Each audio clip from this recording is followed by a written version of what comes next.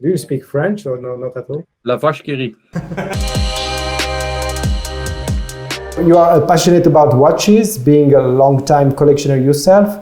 You founded the website fratellowatches.com in 2004. Yes. Where you write in-depth watch reviews on a very wide range of brands. Today, Fratello Watches is one of the biggest online magazines dedicated to watches, active mostly in the US and UK. What does Code 41 represents in today's watchmaking landscape? From what I've seen so far is that it's very innovative. And every brand says that. And that's also a little bit of the problem with today's releases in watches.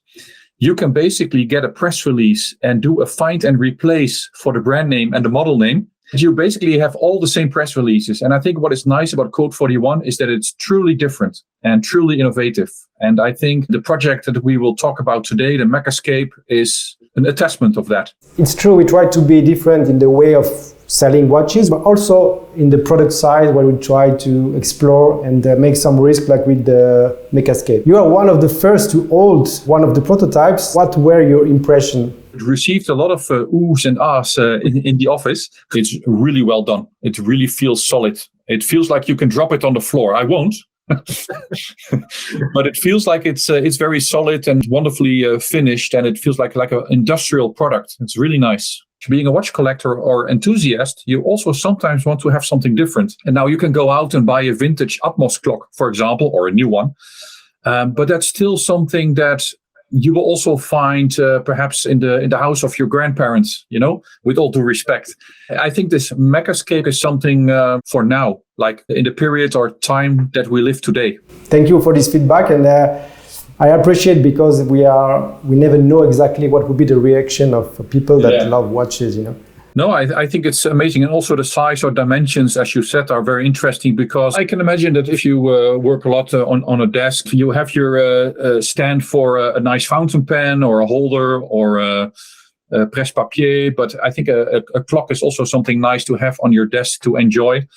And it has a 24-hour indicator, which I think is interesting. You can use different time zones. I think there's a lot of opportunities as well with a product or device like this. It really feels good. It really feels like a luxury product. So I think that's really well done, because often if something is like an online business, community driven, that can also have a little bit of not a negative connotation, but like non-professional, because you have so many like internet startups that relate to watches. We get in so many micro brands every single week in the office, but this has nothing to do with those things. It's very different. This could be from a very respectable and already long existing watch brand. So that's, for me, is very surprising that a very young brand can come up with something that is done so nicely that could have had an entirely different and well-known name on a dial. I was very happy to hear your comments, and I hope we can impress you even more next time. So see you soon. Thank you for having me, and it was all my pleasure.